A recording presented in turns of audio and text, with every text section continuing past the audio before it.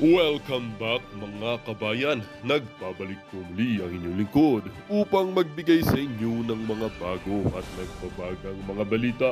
Sinuplak ng sobrang todong katotohanan nitong si Atty. Malo Tikyang, representing si Kuting ng Norte dahil umano sa pagbulgar niya sa mga masasamang nangyayari sa ating bansa na tila ba ayaw humupa ng mga karumal-dumal na krimen at ng paglabas umano ng mga drug lord na patuloy sa kanilang pagkakalat at pagbebenta ng masasamang gamot sa ating taong bayan na kawawang kawawa naman.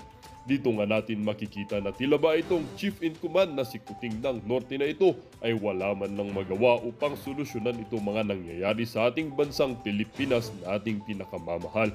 Dito nga natin makikita na dahil sa impluensya ng kanyang asawa na si Lizatanas Ahas Mags ay walang nagawa itong si Kuting na ito kundi umanib at makipag-alyansa dito sa mga dilawan o sa mga grupo ng mga makakaliwang grupo.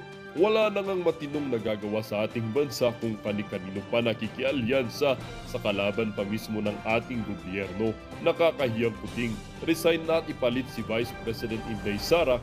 Yan ang sigaw ng taong bayan. Tila ba lahat ng taong bayan ay gutom na dahil sa sobrang kahirapan na idinudulot nitong administrasyong nitong si Kuting ng Norte. Hindi nga rin maiwasan ng ating netizen na magbigay ng kanilang mga hinaing. Merong isang nagsabi, sinayang ni BBM ang second chance na binigay sa pamilya nila. I even supported him. I happened to argue with my niece regarding the 20 pesos kilo of rice na promise niya. Napahiya ako. Sorry sa pamangkin ko. Nagkagalit kami dahil kay BBM cause she's a Lenny supporter. Lalo lang pinatunayan ni PBBM na weak leader talaga siya. Pero kung si President Duterte pa yan, gagamitin pa ng islang accent, may sense of humor pa, minsan halong lecture pa. That's we missed the brilliant PRRD. The whole world knows that Philippines have the highest electricity and water. So sino nga ang magsasaya ng pera pa talaga